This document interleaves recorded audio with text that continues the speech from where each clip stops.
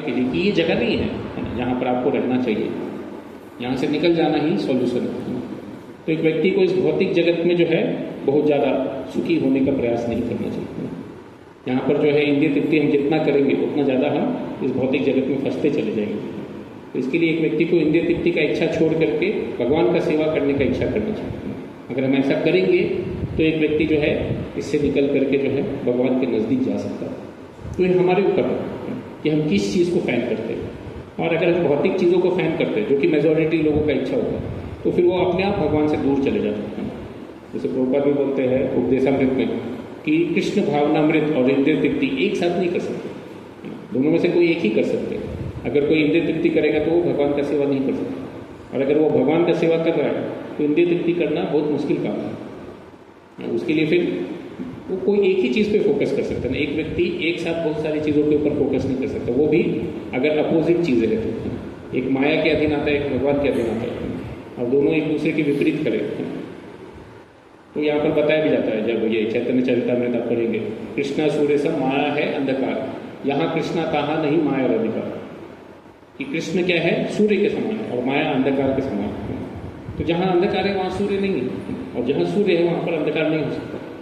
जैसे जहाँ पर कृष्ण है वहाँ पर माया का प्रभाव नहीं हो सकता। तो माया के प्रभाव के कारण एक व्यक्ति इंद्रिय तृप्ति करना चाहता है, लेकिन जैसे ही वो भगवान के प्रभाव में आ जाता है उसका इंद्रिय तृप्ति करने का इच्छा अपने आप चले जाता है, उसको अलग से कुछ प्रयास करने का जरूरत नहीं होता। तो इसके लिए एक व्यक्ति को भगवान को फॉलो करना इतना आसान नहीं होता। मेजॉरिटी लोग अपोज करते हैं, और इसके लिए जब भगवान के भक्त प्रचार करते हैं तो बहुत सारे लोग अपोजिशन करते हैं। कुछ लोग ऐसे छोड़ देते हैं कि ठीक है जाने दो, अपना कुछ तो कर रहे हैं, बट कुछ लोग जो है झगड़ा भी करते हैं या बहुत ज़्यादा प्रॉब्लम क्रिएट करते हैं। तो इसके लिए ऐसी चीज़ों से बचने के लिए तो प्रभुपाद ने जब देखा ये चीज़ों को तो उन्होंने फिर चालू किया था नरसिंह आरती करना। जैसे आप देखेंगे तो मायापुर में भी नरसिंह देव के ड्यूटीज़ है, आज सुबह की कथा में भी बता रहे थे। तो वहाँ पर जब बहुत बार अटैक होता था तो अपने से कुछ लोग आए थे मायापुर में। अपने से कितने लोग मायापुर थे? दो ही लोग गए, काफ़ी कम लोग गए, वो छोटा बच्चा भी गया।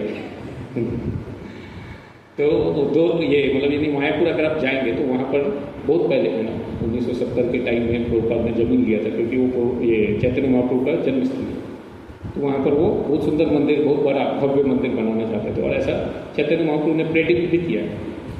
लेकिन वहाँ पर बहुत प्रॉब्लम था, वहाँ पर बहुत सारे, क्योंकि वो गांव है, बहुत सारे डकैत बदमाश होना भारत में पहले से बहुत कॉमन है।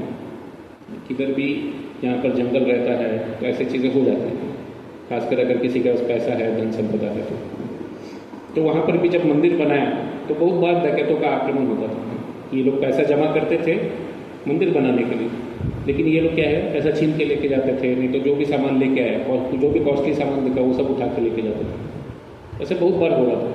तो इसके लिए फिर उन लोगों ने सोचा क्या करना है, तो उन्होंने देखा कि भक्ति विनोद ठाकुर ने अपने यहाँ पर लक्ष्मी नरसिम्हा देव का स्थापना किया रक्षा करने के लिए। तो वो तब से जो चैतन्य महाप्रभु का बर्थ प्लेस है योगपीठ, तब से वहाँ पर आक्रमण नहीं होता। तो वैसे उन्होंने भी डिसाइड किया कि हम भी नरसिम्हा देव का स्थापना करेंगे, लेकिन उन्होंने क्या डिसाइड किया उग्र नरसिम्हा का स्थापना करेंगे। तो उग्र नरसिम्हा जनरली बहुत रेयर है। जैसे अभी हम लोग उडुपी में गए थे ना, तो आप में से कई सारे लोग आए होंगे। उडुपी में कितने लोग आए थे? काफ़ी लोग आए थे।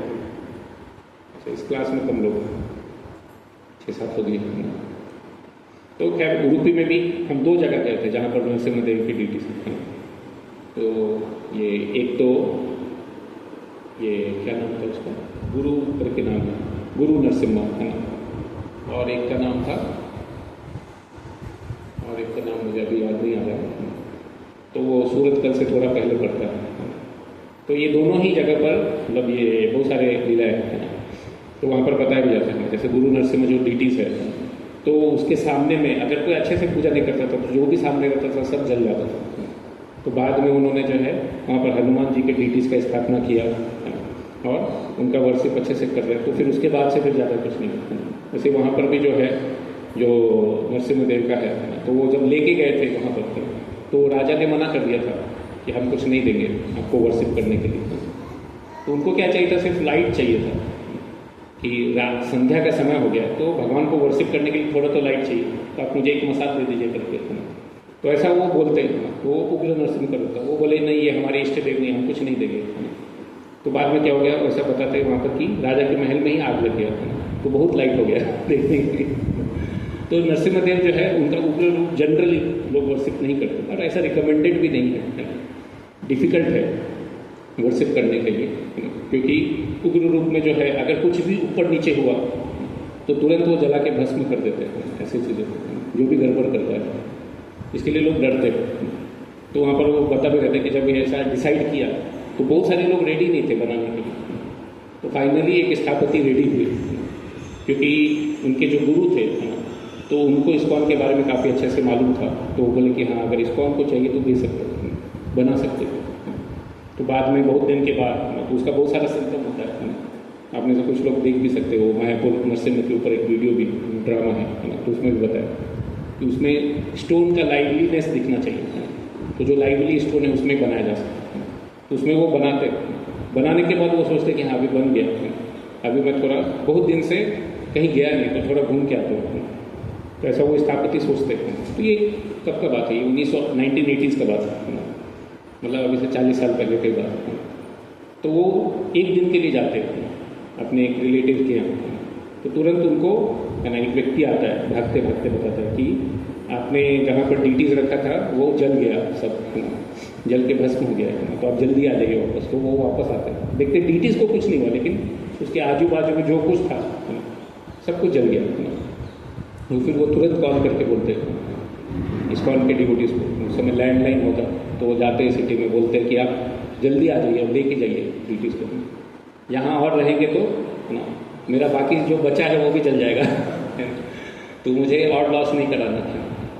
तो वो फिर बाद में लेके जाते हैं, और लेके जाते समय भी बताते, क्योंकि वो बहुत दूर था, साउथ इंडिया से है ना ईस्ट इंडिया लेके जा रहे थे, तो बीच में बहुत सारे चेक पोस्ट रहते थे, तो जहाँ पर भी वो लोग रोकते थे तो इतना आसान नहीं है इंडिया में जनरली क्लियरेंस मिलता, कभी कभी 3-3, 4-4 दिन बैठा देते हैं लोग गाड़ी ट्रक में, अगर आप कुछ लेके जा रहे तो इतना आसानी से क्लियरेंस नहीं मिलता। तो वहाँ पर जब वो रोकते थे तो वहाँ के ऑफिसर को वो बोलते थे ठीक है आप देख लीजिए हम किनको लेके जा रहे हैं तो जब वो देखते थे तो वो खुद ही बोल देते थे ठीक है आप ले जाओ, यहाँ मत रखो, नहीं यहाँ आप मत रुकिए, आपको जहाँ रुकना है रुक जाइए, लेकिन इधर मत रुकिए, नहीं तो क्योंकि भारत में बहुत सारे लोगों को पहले के समय, आजकल के समय में कुछ लोगों को नहीं मालूम, पहले के समय में बहुत सारे लोगों को ये सभी चीज़ें मालूम था कि बहुत रिस्की है हमको नरसिम्हदेव से डील करना, और अगर साउथ में जाएंगे तो बहुत सारे जगह पर है नरसिम्हदेव की ड्यूटीज।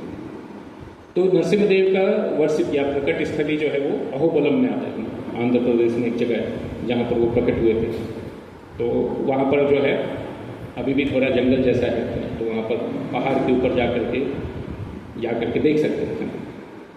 आप में से कोई गया है क्या? वो बोलो, कोई नहीं गया, ठीक नहीं, कुछ प्रॉब्लम नहीं, कोई बहुत ज़रूरी चीज़ नहीं है जाना वहाँ पर। तो नरसिम्हदेव का वर्षिप हम इवन मायापुर जा करके भी कर सकते हैं, या ऐसे बहुत सारे जगहों पर है जहाँ पर ड्यूटीज़ है, वहाँ जा करके भी हम उनका प्रार्थना कर सकते हैं। तो आज जो है उनका आविर्भाव का तिथि है, और वो खासकर भक्त लोग उनसे रक्षा के लिए प्रार्थना करते हैं। तो किस चीज़ का रक्षा के लिए? तो भौतिक रक्षा नहीं है ना, बल्कि एक व्यक्ति का भक्ति का रक्षा है ना, कि हमारे भक्ति इंटैक्ट रहे, हमारा भगवान के ऊपर विश्वास जाना नहीं चाहिए, तो हम हमेशा भगवान का भक्ति करते रहना चाहिए। तो ऐसा करके जो है वो हमको नरसिम्हदेव से प्रार्थना करना चाहिए। तो इसके लिए नरसिम्हदेव आते हैं और मदद भी करते हैं, और इनका कथा जो है भागवत में भी आता है 7वें स्कंद में, यहाँ पर नारद मुनि जो है युधिष्ठिर महाराज को बताते हैं कि कैसे भगवान जो है सबके प्रति एक समान है। इवन नरसिम्हदेव का भी, ये नरसिम्हदेव ने हिरण्यकशिपु का भी उद्धार करती है जो कि उनके दुश्मन थे, तो भी तो इस प्रकार से जो है ऐसे बहुत सारे कथाएं बताते हैं। तो प्रहलाद महाराज के बारे में और नरसिम्हदेव के बारे में वहाँ पर बताते हैं, तो वो पूरा कथा आता है कि नरसिम्हदेव क्या थे, वो जो है दिति के पुत्र थे, दिति और कश्यप मुनि थे। तो कश्यप मुनि के बहुत सारी पत्नियाँ थी, एक अदिति भी थी है ना, और एक दिति थी। अदिति से उनको देवताएं प्राप्त होती है, और दिति से हिरण्याक्ष और हिरण्यकशिपु आते हैं। ये दोनों बहुत बड़े राक्षस थे। तो उनके जो छोटे भाई थे हिरण्याक्ष, उनका वध वराह के रूप में भगवान करते थे। जब वो पृथ्वी को डुबो देते तो पृथ्वी को निकालने के लिए वराह देव आते, और उनको निकालने के बाद, उनको ऑर्बिट में स्थापित करने के बाद फिर वो हिरण्याक्ष से लड़ करके उनको मार देते। फिर बाद में हिरण्यकशिपु काफ़ी क्रोधित हो जाते, और वो डिसाइड करते कि मुझे इसका प्रतिशोध लेना अपना, तो उसके लिए मुझे तपस्या करना पड़ेगा। तो वो तपस्या करने के लिए जाते हैं। तो पहले के समय में राक्षस लोगों को भी मालूम था, है ना, कि अगर हमको कुछ करना है तो तपस्या करके भगवान को प्रसन्न करना पड़ेगा, किसी न किसी रूप को। तो ब्रह्मा विष्णु महेश में से किसी को तो प्रसन्न करना पड़ेगा, उनसे आशीर्वाद प्राप्त करना पड़ेगा, तभी हम कुछ कर पाएंगे। आजकल के समय में लोग सोचते हैं हम खुद ही कर लेंगे, और कुछ होता नहीं है। तो हिरण्यकशिपु भी क्या करते हैं, फिर मंदराचल में जाते हैं ब्रह्मा जी का तपस्या करने के, कि हम ब्रह्मा जी को प्रसन्न करेंगे, उनसे आशीर्वाद प्राप्त करेंगे। तो जब वो पहली बार जाते हैं तो ऐसा बताया जाता है कि जब वो तपस्या करने बैठते हैं तो वहाँ पर नारद मुनि और पर्वत मुनि आ जाते हैं पक्षी के रूप में, और जोर जोर से बोलते हैं, ये ओम ब्रह्मणे नमः बोलते हैं, वो ओम नारायणाय नमः का जप करते हैं। तो वो डिस्टर्ब हो जाते हैं, ये क्या है, मैं यहाँ पर तपस्या करने के लिए आया हूँ और ये मेरे शत्रु का नाम बार बार बोल रहे, क्योंकि वो नारायण को या विष्णु को अपना शत्रु मानते, तो उनके भाई को उन्होंने मारा। तो इसके लिए जो है वो डिस्टर्ब हो जाते हैं। और ऐसा बताया जाता है कि तपस्या करने के लिए एक व्यक्ति का मन शांत रखना चाहिए। कोई भी योग पद्धति करने के लिए एक व्यक्ति का मन शांत होना बहुत जरूरी है। क्रोध की अवस्था में व्यक्ति कोई भी चीज़ नहीं कर सकता, तपस्या करने का भी कुछ फायदा नहीं होगा। इसके लिए एक व्यक्ति को अपना मन शांत रखना बहुत जरूरी है। तो इसके लिए महामंत्र का जप भी करते हैं, क्या महामंत्र का जप कीजिए और अपने मन को शांत रखिए, है ना। शांत रखेंगे तो भगवान का भक्ति अच्छे से कर सकते। मन डिस्टर्ब रहेगा तो भक्ति करना बहुत डिफिकल्ट है। तो इसके लिए जब वो ऐसा तपस्या करने के लिए जाते हैं और डिस्टर्ब हो जाते हैं तो उनको मारने का भी प्रयास करते हैं पक्षी को, बट मार नहीं पाते, वो उड़ के भाग जाते हैं। फिर वो तपस्या करने जाते हैं, फिर से आके बोलते हैं, फिर से आ जाते हैं। तो सोचते ये सही समय नहीं है तपस्या करने का, फिर घर पे चले जाते हैं और उसके बारे में सोचते रहते हैं। उस समय जब वो कंसीव करते हैं, अपना संभोग करते हैं अपनी पत्नी के साथ, तब प्रहलाद महाराज का जन्म था। तो वहाँ पर भी स्टोरी आता है कि प्रहलाद महाराज भक्त कैसे थे, एक राक्षस के घर में भक्त कैसे जन्मे, क्योंकि वो भगवान के बारे में चिंतन कर रहे थे इसके लिए। तो वैसा वो जब ऐसा होता है पहली बार है ना, तो दूसरी बार फिर से जाते हैं तपस्या करने के लिए। तो उस बार वो 100 साल तक है ना, किसके देवताओं के 100 साल तक तपस्या करते हैं, बहुत कठोर तपस्या करते हैं, एक पैर के ऊपर खड़ा होकर। आपने देखा होगा पीछे बना भी हुआ है। तो बिना हिले डुले 100 साल तक कंटिन्यूअस तपस्या करते हैं। ऐसा नहीं कि रात में सोना है या बीच में खाने का गैप है, ऐसा कुछ भी नहीं। खड़े हैं मतलब खड़े हैं। 100 साल देवताओं के यानी हमारे 36,000 साल के बराबर। तो 36,000 साल तक वो हिले भी नहीं है ना अपनी जगह से। ऐसा बताया जाता है कि चींटियाँ काट रही थी उनके, है ना, और उनके सारे मांस को खा गए, उनके सारे खून को भी पी लिया हुआ, तो अब भी वो हिले नहीं। इतना डिटर्मिनेशन था। तो तपस्या करना इतना आसान नहीं है। इसके लिए बताया जाता है कि कलयुग में जनरली लोग तपस्या नहीं कर पाएंगे। लोग 36 घंटा भी खड़े नहीं हो पाएंगे ऐसा एक पैर के ऊपर। 36,000 साल तो बहुत बड़ा बात है, इतना आयु भी नहीं है। पहले के समय में लोगों का आयु रहता था 1 लाख साल, है ना, जो सतयुग का आयु बताया जाता है। तो ये सतयुग का कथा है। तो उस समय जो है 36,000 साल बहुत बड़ा नहीं, आज के समय में 36 साल के बराबर। बट 36 साल भी कोई व्यक्ति एक पैर पे खड़े होकर के तपस्या नहीं कर सकता। उसके लिए ये प्रोसेस नहीं है कलयुग का। तो कलयुग का बहुत सिंपल प्रोसेस बताया, क्योंकि लोगों के पास न सहन करने का शक्ति नहीं, कुछ एनर्जी नहीं है शरीर में, बेसिकली बहुत हॉलो शरीर है, ज़्यादा सब्सटेंस नहीं है। तो इसके लिए सिंपल प्रोसेस दिया कि आप भगवान के नाम का जप कीजिए, तो बहुत सिंपल करके दिया। तो जब वो ऐसा तपस्या करते हैं 10,000 साल तक बिना हिले डुले, तो फाइनली ब्रह्मा जी जो है उनके सामने प्रकट हो जाते हैं और उनके ऊपर जल छिड़कते हैं। तो वो फिर उनका शरीर वापस से रिवाइव हो जाता है और फिर वो बोलते हैं कि मुझे अमरत्व का वरदान चाहिए, आप मुझे अमर बना दीजिए। लेकिन ब्रह्मा जी बोलते हैं मैं ही अमर नहीं तो आपको कैसे अमर बना दूँ, पॉसिबल ही नहीं है, मेरे पास जितना है उतना ही दे सकते हो, तो मैं अमर हूँ ही नहीं, तो मैं आपको कैसे अमर बना सकता हूँ। तो वो डिक्लाइन कर देते हैं, ये मेरे लिए पॉसिबल नहीं है। तो फिर वो हिरण्यकशिपु बहुत दिमाग लगाते हैं। वो क्या बोलते हैं, बहुत सारा कंडीशन लगाते हैं। घर के अंदर नहीं मरना चाहिए, घर के बाहर नहीं मरना चाहिए, दिन में नहीं, रात में नहीं, मनुष्य से नहीं, जानवर से नहीं, है ना। तो ऐसे बहुत सारी योनियों का नाम ले लेते हैं, अस्त्र से नहीं, शस्त्र से नहीं, है ना। ऐसे बहुत सारी कंडीशन लगाते हैं। तो ये सभी कंडीशन के लगा करके बोलते हैं कि ये सभी सिचुएशन में मुझे नहीं मरना चाहिए। तो ब्रह्मा जी क्योंकि उन्होंने इतना कठोर तपस्या किया था, तो उनको तथास्तु बोल देते कि ठीक है, अभी अमृत तो नहीं तो ये तो दे ही सकते हैं, है ना। तो उनको 8 सिद्धियाँ भी देते हैं और ये आशीर्वाद दे देते हैं। फिर उसके बाद क्या है, वो सबके ऊपर अपना कब्जा जताना चालू कर देते हैं, क्योंकि अभी क्या है वो बहुत शक्तिशाली हो जाते हैं। तो सबसे पहले जा करके देवताओं के लोक पे आक्रमण कर देते हैं और वहाँ पर सब लोगों को अपना सर्वेंट बना लेते हैं, अलग अलग काम लगा देते हैं उनको अपना। तो अलग अलग लोग जो है अलग अलग देवता है अलग अलग काम करते रहते हैं उनके घर में। कोई खाना बनाएगा, कोई सब्जी काटेगा, कोई अलग अलग चीज़ें करेगा, कोई उनको फैनिंग करेगा करके। तो ऐसे अलग अलग सेवाएं दे देते हैं और सारा काम जो मैं बोलूँगा उसके अनुसार से होता है। तो इवन बहुत सारे लोग जो है ऐसा बोलते हैं स्वर्ग में बहुत सुख है, लेकिन वहाँ पर भी बहुत कॉम्प्लिकेशन है। वहाँ पर भी अलग अलग राक्षस लोग आकर के देवताओं को परेशान करते हैं। तो इस भौतिक जगत में कोई भी जगह सुख का जगह नहीं है। सुख शांति के साथ एक व्यक्ति नहीं रह सकता इस भौतिक जगत। कंटिन्यूस कुछ ना कुछ डिस्टर्बेंस लगा ही रहता है, चाहे लोग आपस में कॉम्पीट करते रहते हैं, नहीं तो दूसरे लोग से आके कॉम्पीट करते हैं, वो आकर के डिस्टर्ब करते रहते हैं। ये बहुत कॉमन है, ये हम देख सकते हैं। जैसे यहाँ पर भी भारत में भी लोग आपस में झगड़ते रहते हैं, नहीं तो दूसरे कंट्री से आकर के झगड़ते हैं। ऐसे कई सारी जगहों पर होते रहते हैं। तो कोई भी व्यक्ति बहुत आसानी से शांति से नहीं रह सकता। जब इस प्रकार से वो कर रहे होते हैं, उनके जो पुत्र रहते हैं प्रहलाद महाराज में, तो उनकी जो पत्नी थी उन्होंने नारद मुनि से आशीर्वाद दिया था कि जब तक मेरे हस्बैंड वापस नहीं आएंगे मेरे बच्चे का जन्म नहीं होना चाहिए, वो गर्भ में ही रहना चाहिए। तो गर्भ में ही थे और वहाँ पर नारद मुनि जो है उनको शिक्षा देते रहते। तो गर्भ में ही प्रहलाद महाराज ने शिक्षा ग्रहण की। इसके लिए जो है इवन गर्भाधान संस्कार के बारे में भी बताया जाता है कि एक व्यक्ति गर्भ में भी अगर कुछ किसी को अच्छे संस्कार मिले हैं तो आप देख सकते हैं, जन्म से भी पता लग जाता है। तो प्रहलाद महाराज जन्म से ही भगवान के भक्त थे, क्योंकि उन्होंने नारद मुनि से बहुत कुछ सीखा हुआ था पहले से। और जब वो थोड़े बड़े हो गए तो उनको वो गुरुकुल में भेजते उनके पिताजी हिरण्यकशिपु।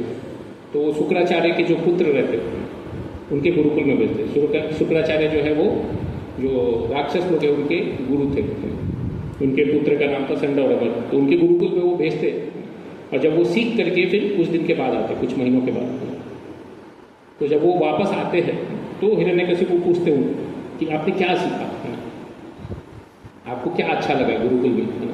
तो वहाँ पर जो है उसके उत्तर में वो ये श्लोक बोलते हैं। तो क्या बताते, तत् साधु मन्ये असुर वर्य देहिना सदा समुद्र विघ्न ध्यान असत विहार हित्वात्मपातम गृहम अंधकूपम वनम गतो यत् हरिमाश्रय।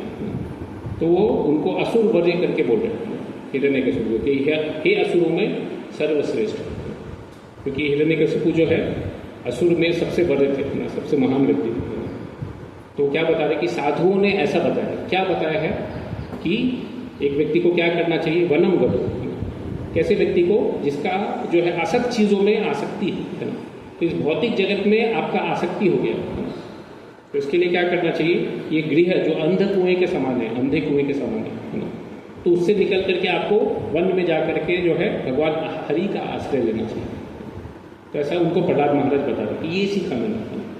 तो ऐसा सुनकर के हिरण्यकशिपु तुरंत गुस्सा हो जाता है कि ये मुझे मेरे ही शत्रु का आश्रय लेने के लिए बोल रहे हैं, जिनको मैं मारने का डिसीजन लेकर के इतना तपस्या किया और ये उनका ही आश्रय लेने के लिए बोल रहे हैं मुझे। तो तुरंत वो टीचर्स को बुलाते कि क्या सिखा रहे आप मेरे बच्चे को, मेरा ही दुश्मन बना रहे आप, मेरे दुश्मन के बारे में सिखा रहे, ऐसा कैसे टीचिंग दे रहे आप। बोले नहीं हमने नहीं सिखाया। तो बोले फिर आपके सिक्योरिटी सिस्टम में कुछ इशू है, कोई तो आ रहा है और सिखा रहा है या नहीं, क्योंकि ये छोटा बच्चा ऐसे कैसे सीख जाएगा, अपने आप से थोड़ी सीख जाएगा।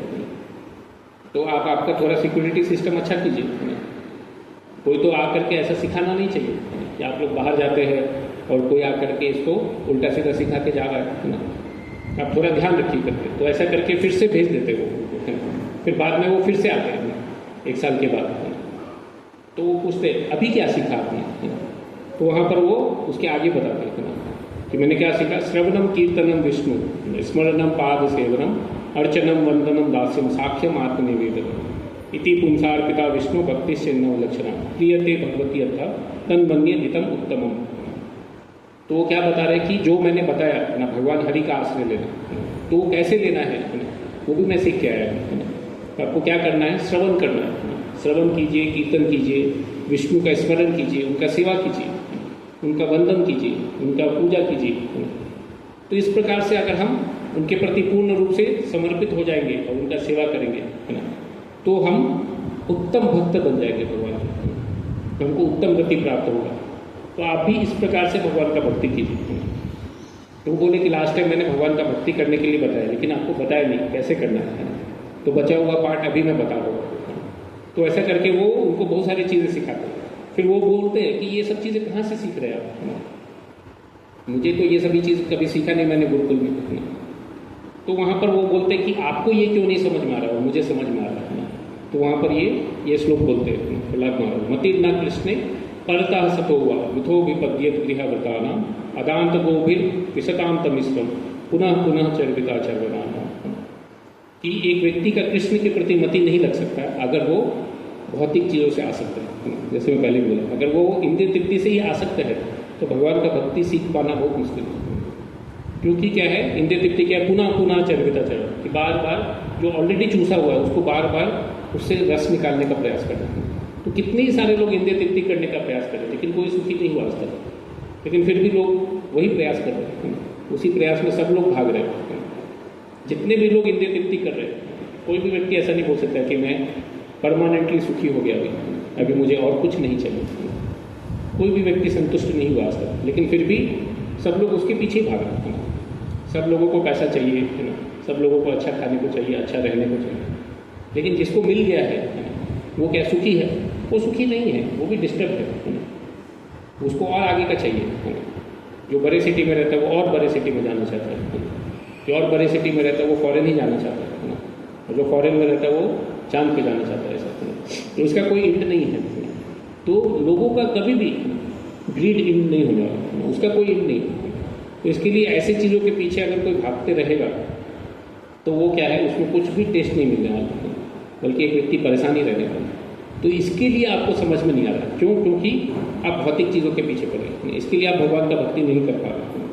तो किस प्रकार से है कि एक व्यक्ति को अपना अच्छा गति क्या है मालूम नहीं, न ते विदु स्वार्थ गति ही विष्णु, है ना।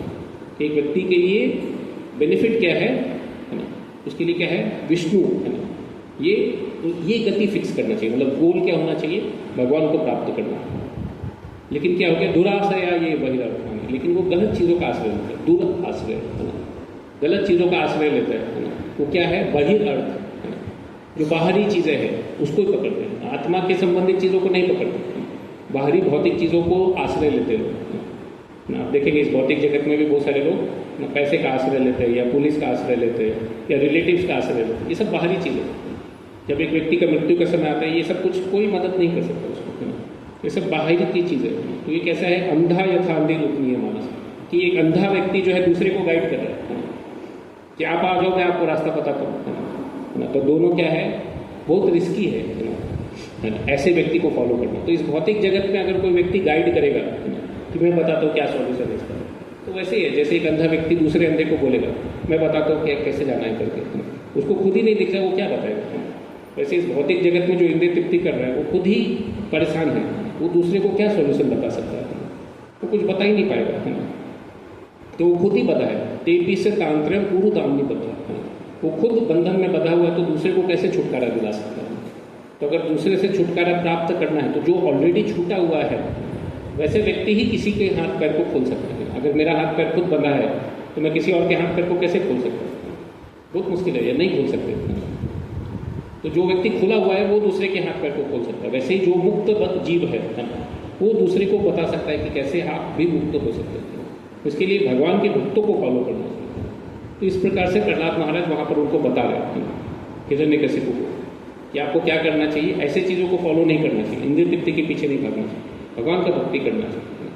तो ये सभी सुन करके हिरण्यकशिपु काफ़ी क्रोधित हो जाते हैं और डिसाइड करते हैं कि इसको अभी मारना ही पड़ेगा, ये गुरुकुल में सीख नहीं पाएगा। तो फिर वो अपने सैनिकों को बोलते हैं इसको ले जाओ और मार दो। तो वो लोग बहुत सारे तरीके से प्रयास करते हैं, पहाड़ के ऊपर से फेंक देते हैं, कुछ नहीं होता, सांप के बीच में डाल देते तो भी कुछ नहीं होता, हाथी के सामने रख देते तो भी कुछ नहीं होता, आग में रख देते हैं ना तो होलिका मर जाती है, इनको कुछ नहीं हो जाता। तो ऐसे बहुत सारे तरीकों से प्रयास करते हैं, उनको विष दे देते हैं तो भी कुछ नहीं होता, तो भी मरते जाते।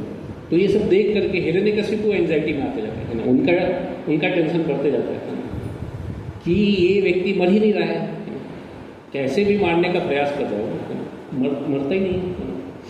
तो उनको एंजाइटी हो जाता है कि मैं मारना चाहता हूँ और ये मर नहीं रहा, है ना, तो अभी क्या करूँ? तभी उनको भी थोड़ा बहुत शास्त्रों का ज्ञान था कि एटलीस्ट एक पिताजी को अपने बच्चे को नहीं मारना चाहिए, क्योंकि बहुत बड़ा पाप है, तो मुझे बहुत बड़ा पाप लगेगा करके, तो मैं नहीं मारूंगा। तो अभी क्या करूँ मैं इसका?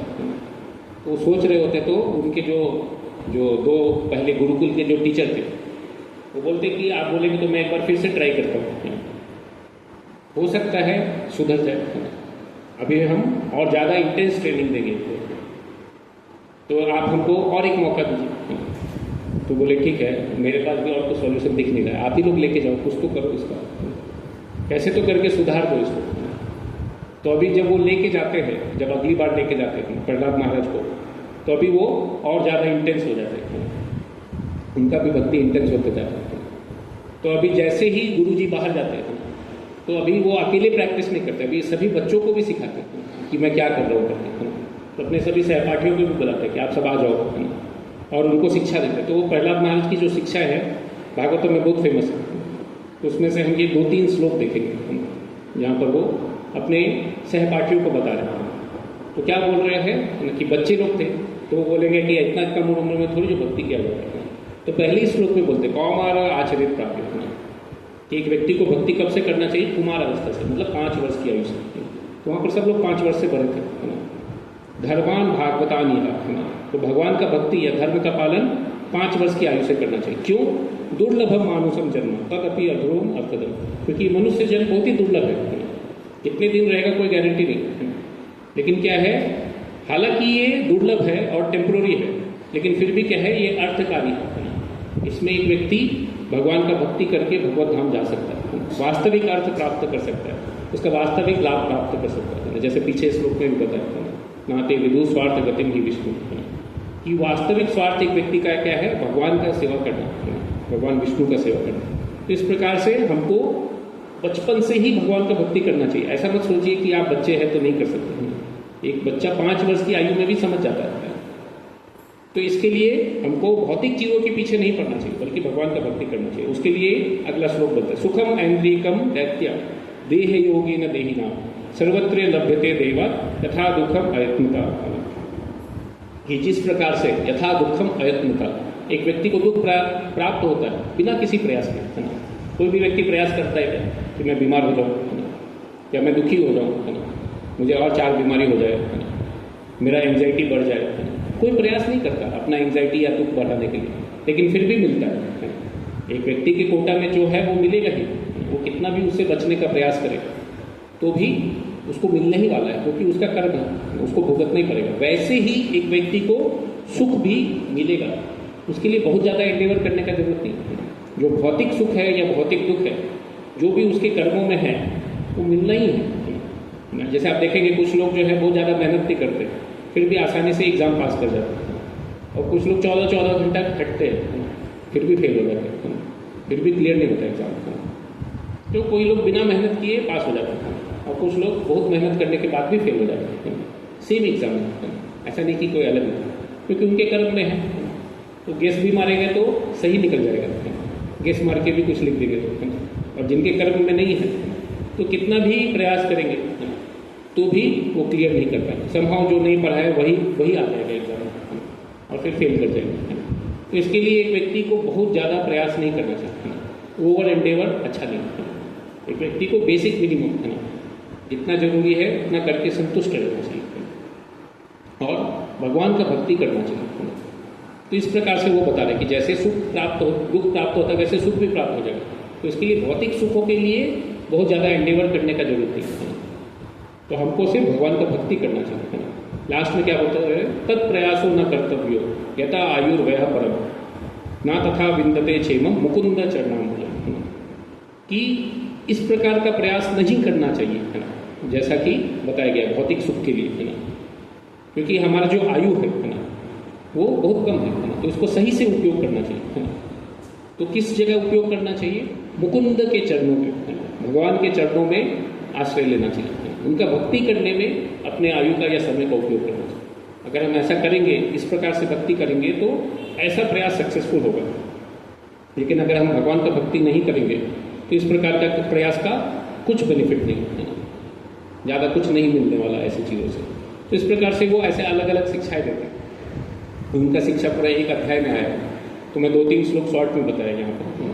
तो जब ऐसा करते हैं तो क्या होता है, बाकी भी जो स्टूडेंट रहते हैं वो भी भक्ति करना चालू कर देते हैं, वो भी हरे कृष्णा बोलना चालू कर देते हैं। तो जब टीचर लोग देखते हैं कि पहले एक ही गड़बड़ था, अभी सब लोग बिगड़ गए, तो ये बहुत रिस्की चीज़ है ना, यहाँ कुछ तो गड़बड़ चल रहा है। तो उनको भी मालूम है कि गड़बड़ कहाँ से चालू हुआ, तो गड़बड़ का स्रोत कौन है, तो प्रहलाद महाराज जी। तो वो डिसाइड करते हैं कि इनको लेके जाना पड़ेगा, इनको सबके साथ नहीं रख सकते। तो वो बोलते हैं कि ये हमारे हैंडल करने के बियॉन्ड है ना। इनके कारण क्या हो रहा है, बाकी बच्चे भी भक्त बन रहे हैं ना, वो भी विष्णु का भक्ति करना चालू कर दिए। हम इतने साल से सिखाए आपका भक्ति करने का, वो 5 मिनट में भुला दिया उन लोगों ने, इनके कारण है ना, प्रहलाद महाराज के कारण। तो हिरण्यकशिपु को और क्रोध आ जाता है, ये क्या चल रहा है, ये खुद बिगड़ गया, बाकी सबको भी बिगाड़ रहा है ना, और सबको मेरे अगेंस्ट लेके जा रहा है, मेरे शत्रु के नज़दीक लेके जा रहा है ना।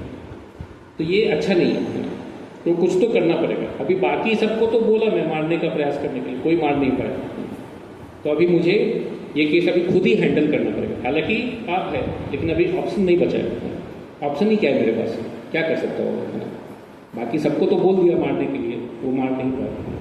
ये गुरुकुल के टीचर भी कुछ नहीं कर पा रहे उनका, तो अभी मुझे पर्सनली हैंडल करना पड़ेगा, क्योंकि बाकी किसी से हो नहीं रहा है, उनके सारे पार्षद फेल हो गए। तो वो क्या डिसाइड करते हैं कि अभी मैं इनको मार ही दूंगा, अभी बहुत हो गया करके। तो जब वो देखते हैं कि ये इतने गुस्से में हूँ मैं, लेकिन प्रहलाद महाराज निर्भीक हंस रहे हैं, आराम से खड़े वहाँ पर, कोई डर नहीं, कोई टेंशन नहीं। टेंशन हिरण्यकशिपु को हो रहा है, जिनको इतना सारा आशीर्वाद प्राप्त है, तो उनको एंग्जाइटी है कि ये व्यक्ति मर नहीं रहा है, और इनको कोई टेंशन नहीं कि इतना स्ट्रांग राक्षस जो है, जिनसे सब लोग डरते हैं, वो इतने गुस्से में है मेरे सामने। लेकिन उनको कुछ एंग्जाइटी नहीं, उनको भगवान के ऊपर विश्वास है। मारे कृष्ण राखे के राखे कृष्ण मारे, कि भगवान रक्षा करना चाहेंगे तो कोई क्या कर लेगा, कितना भी प्रयास करेंगे कुछ नहीं होगा। तो वो ऐसा करके प्रहलाद महाराज को बहुत स्ट्रांग विश्वास था। तो हिरण्यकशिपु वो देख करके उनको ही वो होता है, और उनको पूछते हैं कि आप ऐसे इतना निडर कैसे, आपको इतना शक्ति कहाँ से आ रहा है। तो प्रहलाद महाराज भी एकदम अच्छे से बताते हैं, जहाँ से आपको आ रहा है ना, जहाँ से आपको इतना कॉन्फिडेंस आ रहा है कि मैं बहुत शक्तिशाली हूँ, वहीं से मुझे भी आ रहा है ना। तो भगवान ही सबके शक्ति का स्रोत है ना, आपको भी उन्होंने शक्ति दिया, मुझे भी उन्होंने दिया ना, तो मैं क्यों डरूँ। भगवान का इच्छा होगा तो मैं मर जाऊँगा, नहीं इच्छा होगा तो आप मर जाएंगे, कोई गारंटी नहीं क्या होगा करके। तो वो पूछते हैं कि आपके भगवान कहाँ पर है, किधर है तुम्हारे भगवान, तुम्हारे विष्णु किधर है बताओ। बोले सब जगह है ना, जिधर भी बोलेंगे वहाँ पर सब कुछ भगवान की सृष्टि है, सब कुछ भगवान के शक्ति से ही मेंटेन हो रहा है ना, तो भगवान हर एक जगह है। तो फिर वो पूछते हैं ये पिलर में है क्या करते, तो बोलते हैं हाँ इधर भी है, किधर नहीं है, सब जगह है, आपके हृदय में भी है। तो ऐसा करके उनको बोलते हैं। तो हिरण्यकशिपु जो है उस पिलर को ही जोर से मारते हैं कि वो टूट जाता है, मतलब पूरा क्रैक पड़ जाता है उसमें, और फिर वहाँ से नरसिम्हदेव प्रकट होते हैं। तो जनरली संध्या के समय ऐसा बताया जाता है कि वहाँ पर नरसिम्हदेव जो पिलर तोड़ करके आते हैं, तो उनका जन्म जो है ना पिलर से होता है ना। तो अगला श्लोक भी आएगा उसका, उसके बारे में आता है। तो वहाँ पर जब नरसिम्हदेव प्रकट होते हैं तो देख कर के ही हिरण्यकशिपु बेविल्डर हो जाते हैं, ये कौन है, ये ना मनुष्य है ना जानवर है। तो वो देख करके उनको थोड़ा थोड़ा याद आने लगता है कि मैं ऐसे व्यक्ति से मरने से बचने का तो है ना आशीर्वाद नहीं मांगा है ना, कि मनुष्य और जानवर के बीच कभी कोई रहेगा तो उससे भी नहीं मरना चाहिए करके, मनुष्य से मांगा जानवर से मांगा, लेकिन बीच से नहीं मांगा है ना। तो इस प्रकार से वो सोचते रहते हैं, लेकिन फाइनली उनसे लड़ना चालू कर देते हैं। तो उनको समझ में आ जाता है कि ये काफ़ी रिस्की है ना, तो उनके सारे पार्षदों को लेकर के भगवान से लड़ना चालू करते हैं। लेकिन क्या है, भगवान जो है जिस पर्पज से आए वो तो फुलफिल करेंगे। तो यहाँ पर वो उनको मारने के लिए भी आए थे, बट यहाँ पर क्या बताया जा रहा है, एक श्लोक आता है कि नरसिम्हदेव क्यों प्रकट होते हैं। तो सत्यम विधातुम निज भृत्य भाषितम, कि उनके जो निज भृत्य मतलब पार्षद, उनके वचनों को सत्य करने के लिए आए। तो किनके, दोनों के, कौन दो लोग हैं, एक प्रहलाद महाराज जिन्होंने बोला और दूसरा ब्रह्मा जी। तो प्रहलाद महाराज ने बोला कि वो इस पिलर में है, इसके लिए वो उस पिलर से आते हैं, और ब्रह्मा जी ने बोला था आपकी वो मतलब जो भी आपको मतलब यानी आपका मनुष्य या जानवर से किसी से मृत्यु नहीं होगा, तो उसके लिए वैसा रूप लेकर के आते हैं जो कि ब्रह्मा जी के सारे कंडीशन को फुलफिल कर सकता है, ताकि ब्रह्मा जी की वाणी गलत नहीं हो, है ना, कि किसी मतलब यानी उनकी वाणी को झूठ करके मैंने मार दिया, है ना, तो उनके भी वचनों को सत्य करने के हिसाब से वो एक पर्टिकुलर रूप लेकर के आते हैं। व्यापितुम च भूतेषु अखिलेषु चात्मना अदृश्यता अद्भुता रूपम उद्वहन स्तंभे सभायां न मृगम न मानुष। तो सभा के स्तंभ से वो प्रकट होते हैं, जो कि ना मनुष्य है ना जानवर है, तो वो क्या है, परम भगवान है। चा भूतेषु अखिलेषु, पूरे विश्व के परम भगवान है, परमात्मा है। तो ये अद्भुत रूप है जो कि वहाँ पर प्रकट हुआ है ना नरसिम्हा देवी के सामने। तो उस रूप में जब वो प्रकट होते हैं तो फिर बाद में बहुत देर तक उनसे लड़ाई करते हैं, क्योंकि उनका पर्पस ही था थोड़ा वीर रस का आदान प्रदान करना, है ना। तो आके तुरंत 2 मिनट में मार दिया तो फिर क्या मजा आएगा, है ना। तो थोड़ा देर तो होना चाहिए ना, है ना। जैसे मैच जो है ना, एकदम लास्ट ओवर तक जाता है तो इंटरेस्टिंग होता है ना, क्रिकेट मैच जो होता है ना। वैसे ही जब एक व्यक्ति युद्ध करता है तो थोड़ा देर चलता है तो थोड़ा इंटरेस्ट बढ़ता है लोगों का, है ना। तो भगवान भी जो है ऐसे तुरंत नहीं मारते, तो उनके साथ काफ़ी देर तक युद्ध करते हैं, फिर जब उचित समय आता है तब उनको मारने का डिसाइड करते हैं। इवन इतना तक हो जाता है कि सभी देवता लोग छुप छुप करके देख रहे होते हैं, मालूम नहीं क्या होगा, भगवान मार पाएंगे कि नहीं मार पाएंगे। उनको भगवान के ऊपर डाउट था, प्रहलाद महाराज को कुछ डाउट नहीं, वो तो उनके सामने खड़े, लेकिन बाकी देवता लोग छुप छुप करके देख रहे कि हिरण्यकशिपु को देखना नहीं चाहिए कि हम देख रहे करके, नहीं तो बाद में अगर संभव वो जीत गया तो फिर हमारा तो पिटाई होगा, है ना, कि यहाँ पर तुम लोग हंसी मजाक कर रहे थे, है ना, मेरा मजा उड़ा रहे थे करके, कभी देखता हूँ तुम, है ना। तो प्रहलाद महाराज को कुछ डर नहीं था, लेकिन देवताओं को डर था। क्यों? क्योंकि उनको भौतिक आसक्ति था इसके लिए। तो एक व्यक्ति का जब भौतिक आसक्ति हो जाता है तो उनके हृदय में फियर हो जाना बहुत स्वाभाविक है, लेकिन भौतिक आसक्ति नहीं तो डर नहीं लगता है, मृत्यु से भी डर नहीं लगता। इतना आसान नहीं है ना इस चीज़ को मतलब यानी फॉलो कर पाना, मतलब भौतिक आसक्ति छोड़ देना, क्योंकि भौतिक आसक्ति बहुत डीप रूटेड है, बहुत जन्मों से चलते चले जाते हैं, तो छोड़ देना आसान नहीं है ना। लेकिन अगर कोई व्यक्ति छोड़ देता है तो फिर उसको किसी चीज़ से डर नहीं लगता, वो निर्भीक हो जाता है, एकदम बिल्कुल डरता नहीं। तो फाइनली जो है हिरण्यकशिपु को वो सारे कंडीशन को फुलफिल करते हुए संध्या के समय में, ना दिन होता है ना रात होता है ना, घर के अंदर भी नहीं बाहर भी नहीं, दहलीज के ऊपर है ना, और जमीन में भी नहीं आकाश में भी नहीं, तो वो भी उनका तो अपनी गोद में रख के मारते हैं ना, क्योंकि एक व्यक्ति का जो गोद है वो ना जमीन है ना आसमान है और ना वैसा है। तो सारे कंडीशन फुलफिल करते हैं। और कैसे मारते हैं? अस्त्र शस्त्र से नहीं, अपने नाखून से ही मार देते हैं। इसके लिए प्रार्थना में भी आता है सीधा टंका न खा ले, कि उनका जो छाती था हिरण्यकशिपु का वो शिला के समान था, पत्थर के समान हार्ड था, लेकिन फिर भी वो जो है नख अपने नाखूनों से उसको भी चीर दिया उन्होंने। कैसे? ना जैसे कि एक व्यक्ति जो है मतलब एक ये होता है ना, ये पहले लोग निकालते थे बाल से ना, खासकर स्त्रियों के ढीला होता है, क्या बोलते हैं उसको, जुआ है ना, जुए होता है, तो वो ऐसे निकाल करके ऐसे 2 उंगली के बीच में लोग फोड़ते थे, बचपन में मैंने भी देखा है। तो उस प्रकार से इनको मार दिया इतना आसानी से, अपने नाखून से ही मार दिया, उस अस्त्र शस्त्र उठाने का जरूरत ही नहीं पड़ा, नाखून के बीच में ही ऐसा करके दबा दिया उनको, तो मर गए।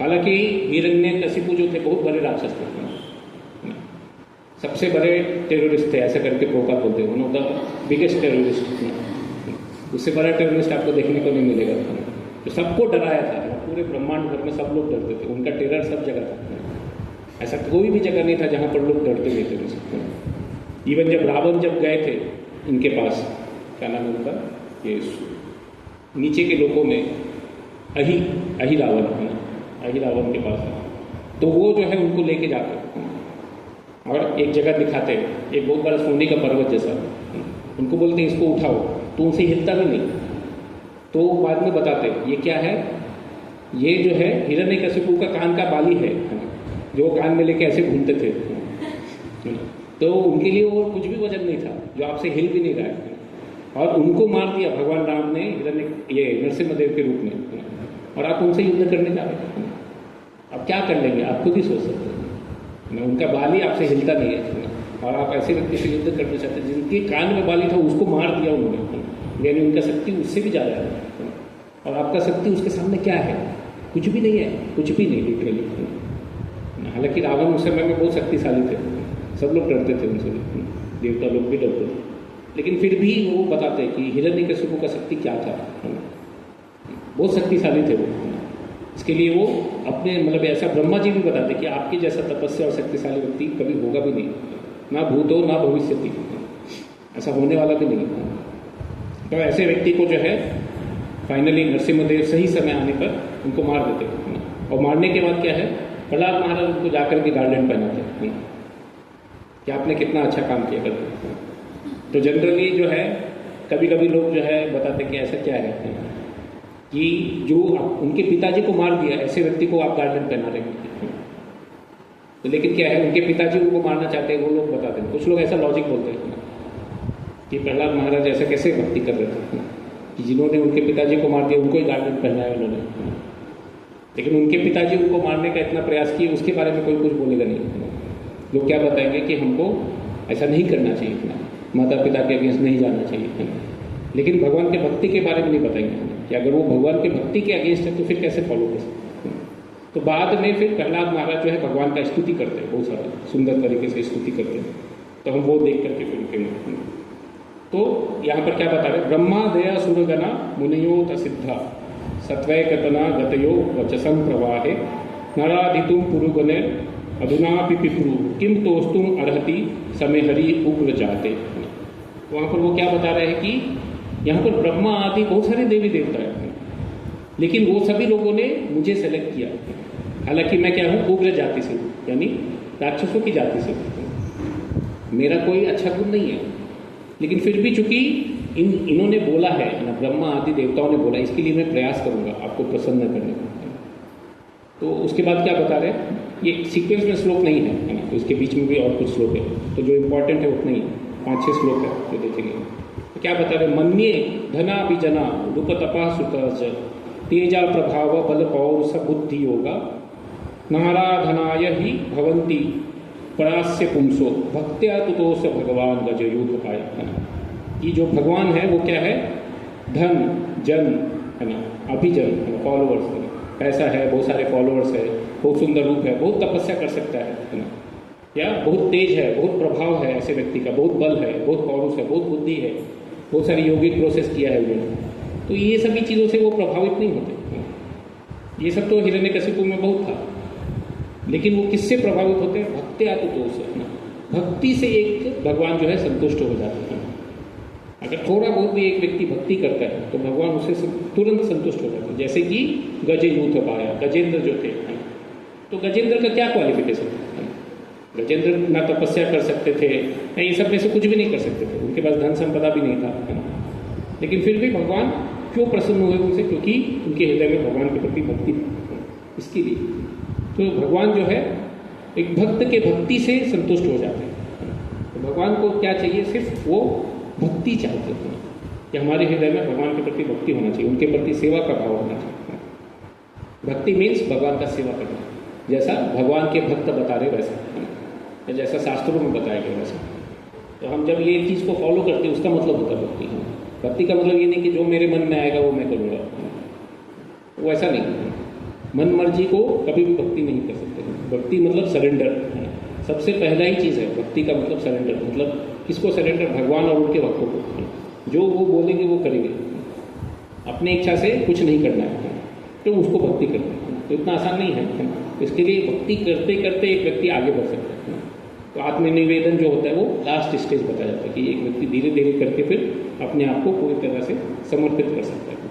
तो उस प्रकार की भक्ति से भगवान प्रसन्न होते हैं।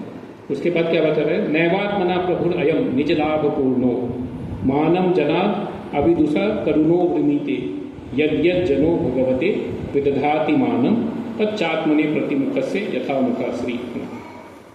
कि भगवान जो है खुद में हमेशा संतुष्ट रहते, उनको कुछ नहीं चाहिए। न्यायवात्मना प्रभु, उनके कुछ खुद के लाभ के लिए हम कुछ नहीं कर सकते। भगवान खुद में संतुष्ट है।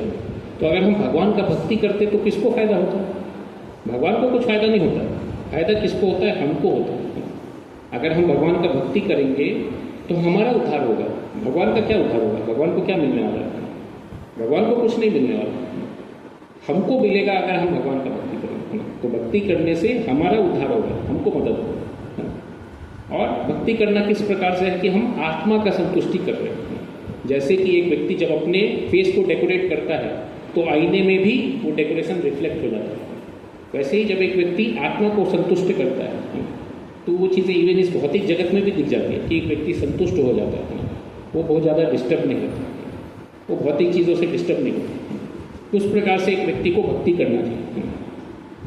तो उसके आगे क्या बताया, तष्टोस्मि अहम कृपणवत्सल दुस्सहोग्रा संसार चक्र कदना कृषतम प्रणीता बद्धा स्वकर्म भी कुशतम ते अंघ्रि मूलम प्रीतोपवर्ग शरणम यस्य कदान, कि मैं बहुत ही त्रस्त हूँ, है ना। और आप क्या है, कृपण वत्सल है। इस भौतिक जगत में हम लोग बहुत परेशान हैं, तो प्रहलाद महाराज हमको रिप्रेजेंट करते हुए बोलते हैं, तो हमको क्या चाहिए, आपका कृपा चाहिए। तो हमको भगवान का कृपा चाहिए, तभी हम संसार चक्र से बाहर निकल सकते हैं। तो इस भौतिक जगत में बाहर निकलने के लिए ना हम लोग सब क्या है, बंधे हुए, बद्धा स्वकर्म भी, किससे, अपने अपने कर्मों के द्वारा, स्वकर्मों के, अंघ्रि मूलम, है ना। तो ये रूट कॉज है हमारा। लेकिन अगर हम प्रीतोपवर्ग शरणम हेयस्य कदाम, अगर हम आपका शरण देंगे तो फिर हम इस अपवर्ग से बाहर निकल सकते हैं। तो इस भौतिक जगत क्या है, ये पवर्ग माना जाता है। लोग परिश्रम करते हैं, उसके द्वारा फेम निकलता है, बहुत मेहनत करते हैं और फाइनली भयभीत रहते, कब मेरा मृत्यु हो जाएगा, कब क्या हो जाएगा, और फाइनली मर ही जाते हैं, कितना भी प्रयास करने के बाद भी अपने आप को बचाने का, लेकिन फिर भी फाइनली मृत्यु आता ही है ना। तो ये जो है इस भौतिक जगत का रियलिटी है ना। तो इस भौतिक जगत में हर एक व्यक्ति त्रस्त है, लेकिन कैसे बच सकते हैं, भगवान का भक्ति के द्वारा ही एक व्यक्ति इस भौतिक जगत से बाहर निकल सकता है।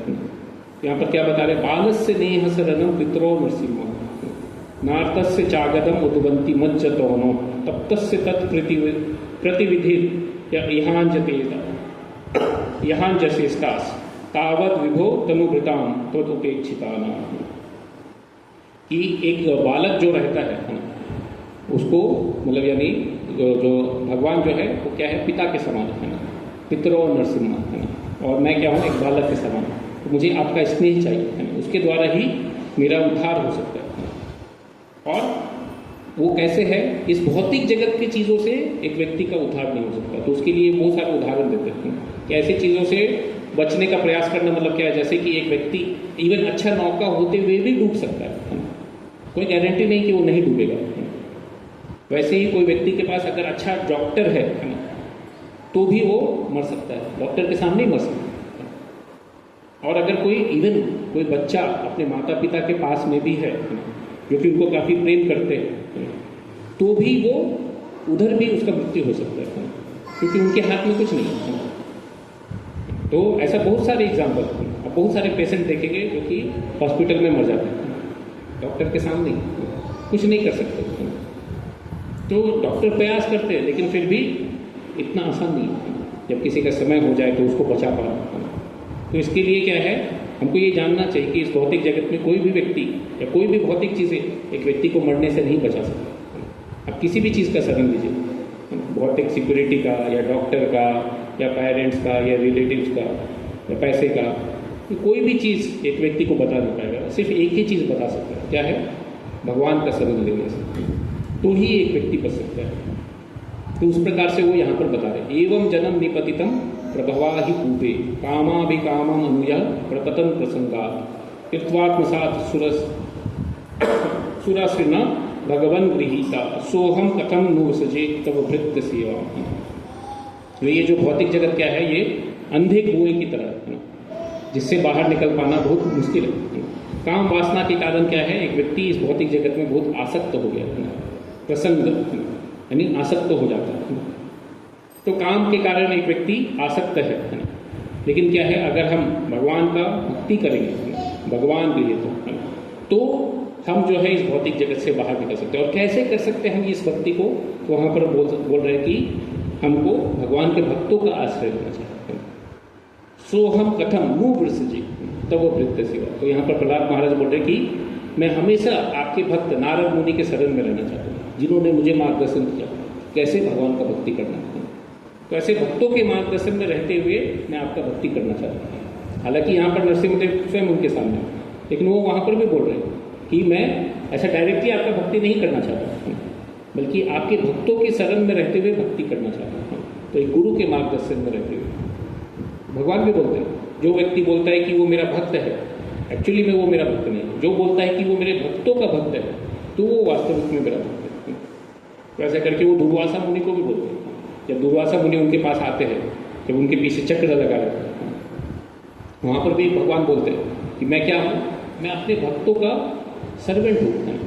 तो आपको मेरे भक्तों के ही शरण में जाना पड़ेगा। अगर वो बोलेंगे कि इनको छोड़ दो, तो ही आप बच सकते हो, नहीं तो नहीं। तो भक्तों के हाथ में ही है ना, मेरे हाथ में कुछ नहीं है। तो आप उनके पास जाइए, अम्बरीश महाराज के पास, उनसे प्रार्थना कीजिए। तो जब वो अम्बरीश महाराज के पास जा करके प्रार्थना करते हैं, तब फिर वो छूट जाते हैं। तो इस प्रकार से प्रहलाद महाराज भी बता रहे हैं कि हमको भी भक्तों के शरण में रहते हुए भगवान का भक्ति करना चाहिए। नैवो दुजे परदूर्तय वै तरन्यास तद्वीर गायन महामृतमग्न चित्ते सोचे ततो विमुख चेतसा इंद्रियार्था माया सुखाया भ्रम उदवतो विमुखनाथ। तो क्या बता रहे हैं कि मुझे इस भौतिक जगत से, यहाँ पर थोड़ा अपोजिट पॉइंट ऑफ, इस भौतिक जगत से ज़्यादा डर नहीं लगता। क्यों? क्योंकि मैं आपका वीर गायन करते हुए बहुत आसानी से माया को पार कर सकता हूँ। जैसे भगवद गीता में भगवान बोलते हैं, दैवी ऐसा गुणमयी मम माया दुरत्य, मेरे माया को पार कर पाना बहुत मुश्किल है, लेकिन माँ में भी ये प्रपत्ति माया में का, जो मेरे शरण में आ जाता है वो बहुत आसानी से माया को पार कर सकता है। तो इसके लिए जब वहाँ पर क्या बोल रहे हैं प्रहलाद महाराज, क्योंकि मैं आपके शरण में हूँ, इसके लिए मैं माया को या इस भौतिक जगत को बहुत आसानी से पार कर सकता हूँ। लेकिन मुझे क्या एंग्जाइटी है, मुझे एक ही एंग्जाइटी है कि इस भौतिक जगत में क्या है, मेजॉरिटी लोग आपसे विमुख है, भौतिक चीज़ों के पीछे पड़े, विमुख चेतसा, माया सुख के पीछे पड़े, भ्रमित है। तो ऐसे लोगों को भगवान के भक्ति के बारे में बताना चाहता हूँ कि उनका भी कल्याण होना चाहिए, सिर्फ मेरा ही नहीं, उनका भी कल्याण होना चाहिए। उसके लिए वो अगला श्लोक भी बोलता है, प्रायेन देव मुनिया स्वविमुक्ति कामा मौनम चरंती विजने न परार्थ निष्ठा नैतान विहाय कृपना विमुख एको नान्यम तो अस्य शरणम भ्रमतोनुपस्ये। कि बहुत सारे लोग क्या करते हैं, अपना ही कल्याण के बारे में सोचते हैं कि मैं मेरा भक्ति करूँगा, भगवत धाम चले जाऊँगा। लेकिन यहाँ पर प्रहलाद महाराज बोल रहे हैं कि मैं ऐसा नहीं करना चाहता। मौनम चरंती विजने ना परार्थ में, दूसरे को कल्याण करने का इच्छा नहीं है, सिर्फ अपना ही कल्याण करने का इच्छा है।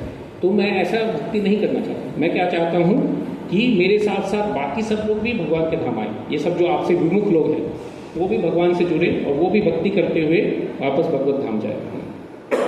तो इसके लिए मैं आपका भक्ति करना चाहता हूँ, आपका आश्रय लेकर के, और सभी को बताना चाहता हूँ भगवान के भक्ति करने के बारे में। तो इस प्रकार से जो है वो यहाँ पर बता रहे हैं कि मैं आपका भक्ति इस प्रकार से करना चाहता हूँ। तो इस प्रकार से प्रहलाद महाराज बहुत सारे प्रार्थनाएं करते हैं, बट यहाँ पर एसेंस क्या है कि हमको भगवान के भक्तों के शरण में रहते हुए भगवान का भक्ति करना चाहिए और सबको मदद करने का प्रयास करना चाहिए, सबको बताना चाहिए भगवान के भक्ति के बारे में, हमको जितना आता है उतना। जैसे प्रभुपाद को किसी ने पूछा कि भक्ति करने के लिए, मतलब प्रचार करने के लिए एक व्यक्ति को क्या करना चाहिए, भक्ति शास्त्री, भक्ति वैभव क्या करना चाहिए, कितना पढ़ाई करना चाहिए। तो प्रभुपाद बोले नहीं, ऐसा कुछ नहीं, आप 2 लाइन सुनिए, सेम 2 लाइन रिपीट कीजिए। उससे आगे का अगर कोई पूछता है तो उनको बोली मुझे नहीं मालूम, लेकिन जितना सुना है उतना बताना चाहिए। इवन अगर आपने 2 लाइन भी सुना है तो भी आप प्रचार कर सकते हैं, उसमें कोई प्रॉब्लम नहीं। जैसे एक छोटे बच्चे का उदाहरण बोल देते हैं, वो वहाँ पर गुरुकुल के एक बच्चे थे, वो वहाँ पर बुला के उनको पूछते थे, बहुत सारे ये आते हैं वहाँ पर ये फिलोसफर, उनको पूछते भगवान कौन है, तो वो बोलते हैं बहुत डिफिकल्ट है एक्सप्लेन करना, इसके ऊपर तो हमने PhD किया है, और PhD का इतना बड़ा थीसिस है 5000 पेज का हमारा, कि कौन है भगवान करके, बहुत बिविल्डरमेंट है इसके ऊपर, बहुत सारा थ्योरी है, तो हमने बहुत सारे थ्योरी को लिखा है इसके बारे में, तो हम 1 लाइन में कैसे बताते हैं। तो फिर बोलते ठीक है रुको, तो एक गुरुकुल के बच्चे को बोला, वो बोलते कौन है भगवान, कृष्णस्तु भगवान से, भगवान कृष्ण ही परम भगवान है। तो बोले देखिए इस बच्चे को आता है, आपको नहीं आया, इतना PhD करने के बाद भी समझ में नहीं आया, और इस बच्चे को तुरंत समझ में आ गया। मतलब क्या है, वो वहाँ पर क्या अप्रिशिएट करे कि उन्होंने जितना सीखा है उस चीज़ को बोल रहे हैं, तो खुद में भी प्रचार है। तो अगर एक बच्चा जो है जब किसी को बोलता है हरे कृष्णा जप कीजिए, तो लोगों को थोड़ा वो हो जाता है, शौक लग जाता है कि इतना छोटा होकर के भी बता रहा है और मुझे नहीं आता है करके, तो लोग आसानी से एक्सेप्ट कर लेते हैं। तो वैसे ही अगर हम अच्छे से बताएंगे लोगों को तो लोग एक्सेप्ट करेंगे। सिर्फ क्या है, हमको अपनी तरफ से प्रयास करना चाहिए, जितना आता है उतना बताना, जरूरत से ज़्यादा दिखाने का भी प्रयास नहीं करना चाहिए, तो क्या हो जाएगा, वो घमंड हो जाएगा। और जो चीज़ आता है उतना तो बताना चाहिए, उसको छुपा के नहीं रखना चाहिए। नहीं मैं किसी को नहीं बताऊँ, नहीं तो उनका उद्धार हो जाएगा, मेरा होगा कि नहीं होगा मालूम नहीं। ऐसा डरने का जरूरत नहीं, हम जितने लोगों को मदद करेंगे भगवान का उतना कृपा हमको मिलेगा। इस प्रकार से प्रभुपाद भी बताते हैं कि ये सभी चीज़ों में कोई कास्ट, क्रीड, रिलीजन कुछ नहीं है, कुछ मैटर नहीं करता। हमको क्या करना है, सिर्फ भगवान का भक्ति करना है। तो अगर हम भगवान का भक्ति करते हैं, इस प्रकार से भगवान का सेवा करते हैं, तो हम भगवत धाम जा सकते हैं। भगवान का भक्ति नहीं कर रहे तो फिर ये सभी चीज़ों करने का कुछ लाभ नहीं है, इतना शास्त्र अध्ययन करने का या पुस्तक अध्ययन करने का। तो फाइनल पर्पस क्या है वेदों का या शास्त्रों का अध्ययन करके कि हम भगवान का भक्ति करते हैं। या मंदिर आ रहे हैं, है ना, नरसिंह चतुर्दशी, ऐसे बहुत सारे ओकेजन सेलिब्रेट कर रहे हैं, तो उसका पर्पस क्या है कि हम भगवान से जुड़े, उनका भक्ति करें।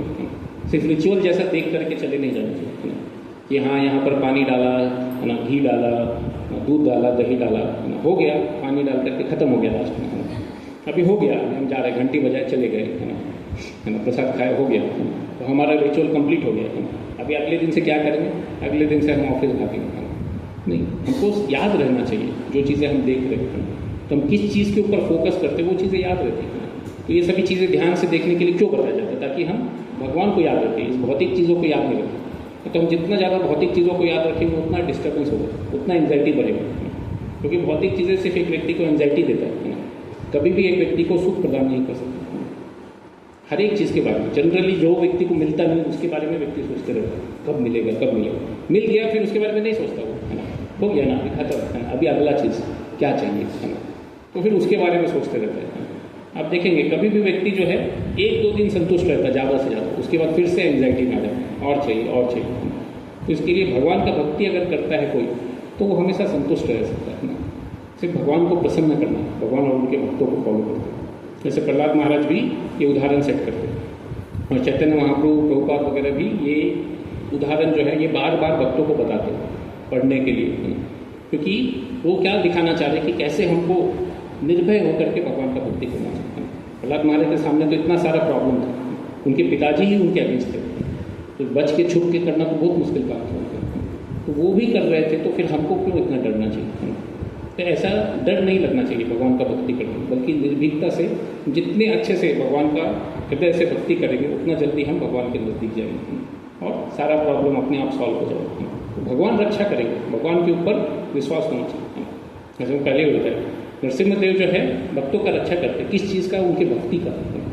शारीरिक रक्षा हुआ नहीं हुआ वो बहुत जरूरी चीज़ है, लेकिन भक्ति का रक्षा होना बहुत जरूरी है। अगर एक व्यक्ति का भक्ति बचा रहे तो इस जन्म में तो अगले जन्म में तो भगवत हम जाएगा, लेकिन अगर भक्ति डूब गया तो बार बार जन्म लेते रहेगा, बार बार जन्म मृत्यु के चक्कर में फंसा रहेगा।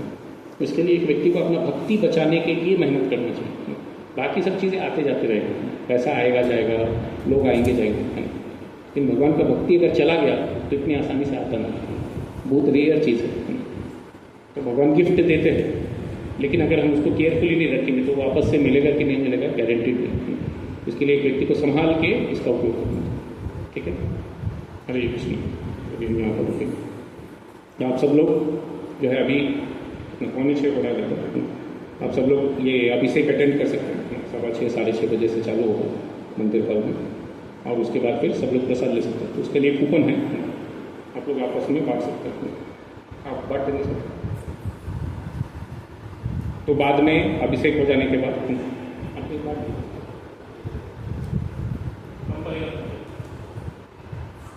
तो अभिषेक हो जाने के बाद फिर नीचे जैसा सब जगह हर बार रहता है वैसे ही यहाँ पर आकर के आप सब लोग प्रसाद ले सकते हैं। ठीक है, हरे कृष्ण। किसी को कुछ पूछना भी है?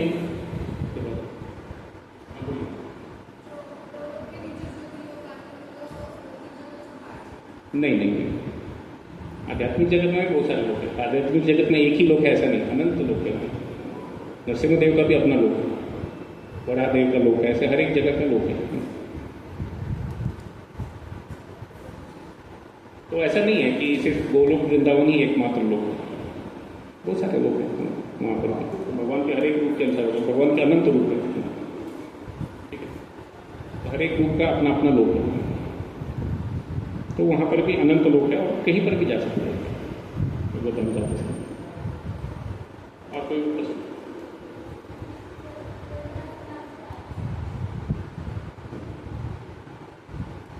प्रकृष्ट रूपेण आलाप, मतलब यानी इसका दो तरीके से बताया जाता है ना, उसका मीनिंग।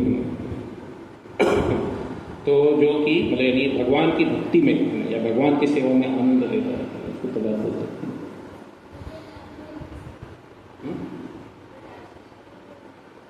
इतना मुझे याद नहीं है, नरसिम्हा पुराण में पढ़ के बताना पड़ेगा आपको लेकिन अभी मेरे पास टाइम नहीं है उसको रिफर कर। जिन्होंने भी किया हो सकता है नारद मुनि ने बताया, हो सकता है, नॉट श्योर, उनकी माता को बताया कि आपने ऐसा नाम रखने का आपके पुत्र को। आप लोग रख लेते हैं, साधु लोगों ने बताया तो फिर रखने में क्या। अजामिल ने भी रखा अपने लास्ट पुत्र का नाम, साधु के कहने पर Narayan.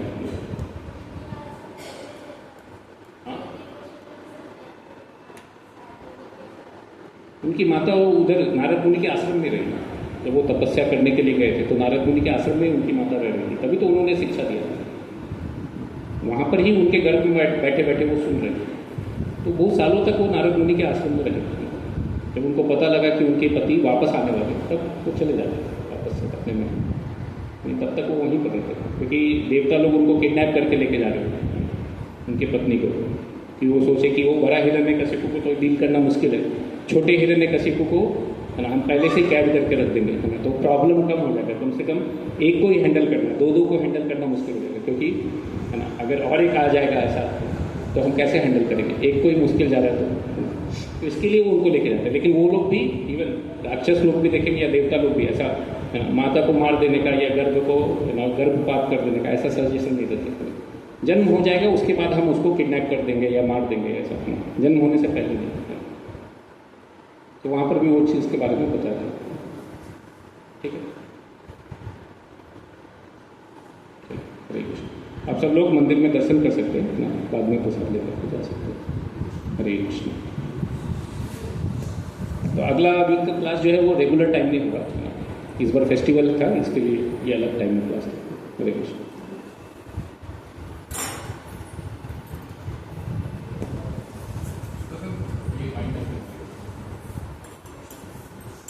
When can I go through you?